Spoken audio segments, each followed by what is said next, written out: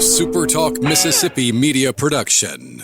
CorinthNissan.com, a large selection of vehicles $20,000 or under. Don't miss their 543 deal. That's $5,000 off Muranos, $4,000 off Altimas, or $3,000 off the Nissan Kicks. CorinthNissan.com.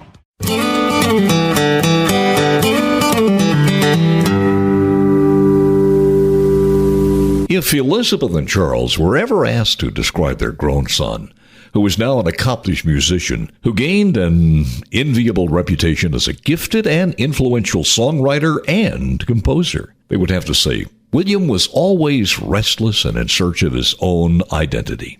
That search ended with the world of music across planet Earth being changed forever. And yes, Mississippi was ground zero and playing the biggest part in making that happen. That story unfolds on this episode of Mississippi Magic titled, His People's Music. Right after this from our friends at Divinity Equipment. Divinity Equipment is kicking off its busiest fall ever. Come be a part. Make those fall and winter tasks the easiest and most accomplished ever. One of the reasons we always encourage you to check the website is because Divinity's team posts specials on a multitude of items that just don't last that long. From Kubota to New Holland to used equipment, equipment specials, financing deals, all there on the website. Divinity Equipment and Divinity Rental and Supply is committed to bringing you the best overall value in quality product financing and service. And no matter where you're listening to this Mississippi Magic podcast, check out DivinityEquipment.com and do some shopping. Highway 51 North in Madison, and also in the capital city of Jackson, Mississippi.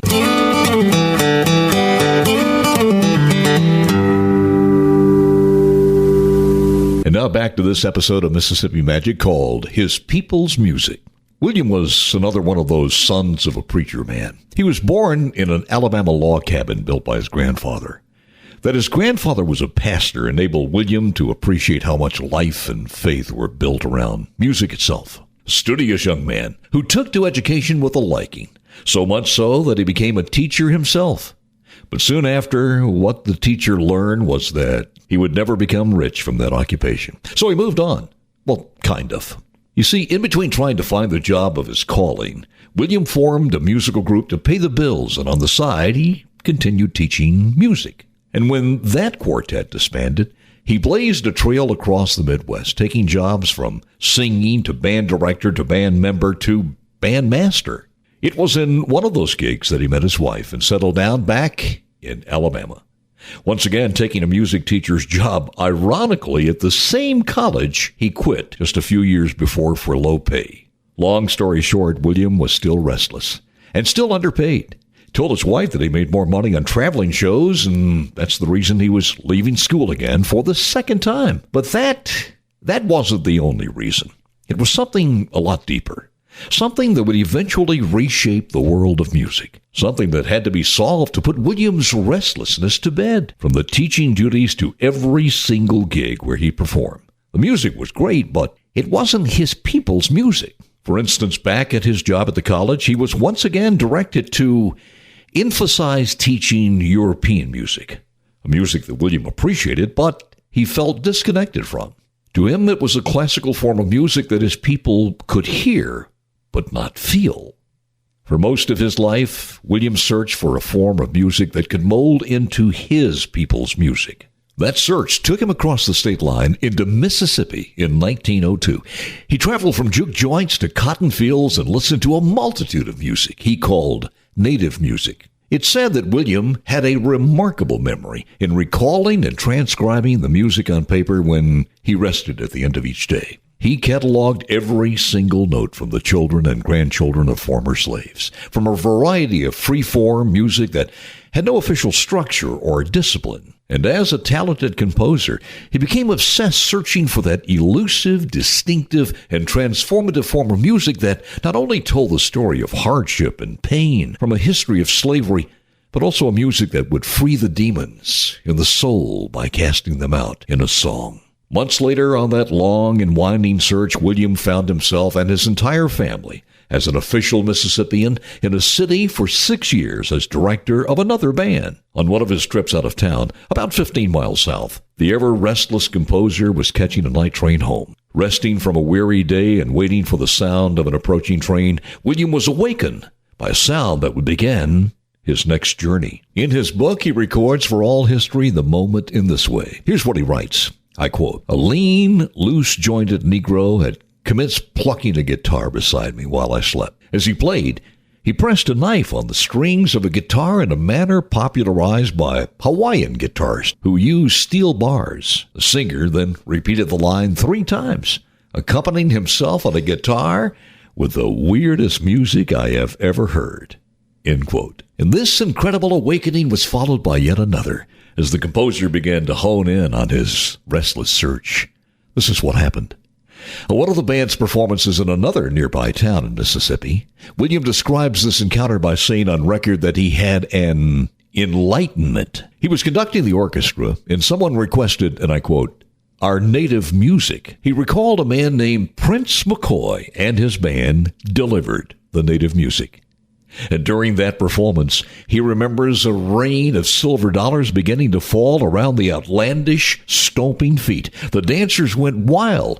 He writes, "These boys had the stuff the people wanted. Folks would pay money for it." He says that night a composer was born, an American composer. William took the raw music home in his head and in his heart, and he turned a lifetime of restlessness into a native language on sheet music that became a document in his mind that now was his people's official music. And for the remainder of time in the Mississippi town, William, as an accomplished composer and music publisher, tamed the wild and rambling sounds, gave it life, direction, structure, and most of all gave it an official name. A name that by the son of a preacher man could have been chastised by his father as cavorting and promoting the devil's music. A name that described the wailing of woes, where one could release from deep within them all their built-up blues. Story didn't end there for William. His published works drew acclaim from some and were shunned by others. Many white bands refused to play the music, and even some black performers, those who would even please the crowd with jazz but stayed away from any sheet music with his blues compositions. But William was restless and relentless. By 1917, his publishing company had moved north to New York. And by the end of the year, he published Memphis Blues, Beale Street Blues, St. Louis Blues. The rest is history. Little by little, William's restlessness paid off, and the blues, the music of his people, officially recognized in hit songs on the airwaves and sheet music compositions across the globe, was now being performed. And even today, artists from other countries who can't even speak a word of English are performing the hits of legendary blues artists and legends from Muddy Waters to B.B. King. History does show that Williams' recording success was a bit more than even he expected. For instance, remember that train station in Mississippi where the raw music shook him awake and took him on a journey to immortality? That train station was immortalized in a song William did on a deal with Victor Records that he expected to sell maybe a few copies.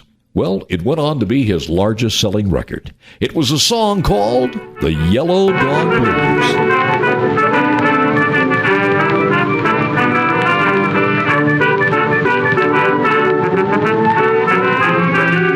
The train station was the only spot in the country where the Southern crossed the Yellow Dog, in the big city of Moorhead, Mississippi. And the city where William received, as he called it, his enlightenment, that city was Cleveland, Mississippi, where today stands a beautiful and expansive Grammys Museum that will tell you the story of William in a lot more detail. In those 6 years where he found the music of his people in that Mississippi city, there stands a blues trail marker near where, with pen in hand, he gave official birth to the blues. But on that trail marker, don't look for the name William, or for that matter, not even his middle name, Christopher. Because William Christopher, the father of the blues, is recorded for all history, not as William Christopher, but as W.C. Handy. And ground zero for the birthplace of the blues, where W.C. Handy, for 6 years, nurtured his family and his restlessness as a talented composer to document and share the blues to the entire world. That city is the Mecca for the blues, Clarksdale, Mississippi. You know, that's just one story on just one genre of music from the pages of history that verifies without any doubt or any rivals in this country that Mississippi is the birthplace of America's music. Just one more story that should put to rest any doubt that in your state, my state, there is something real called Mississippi Magic.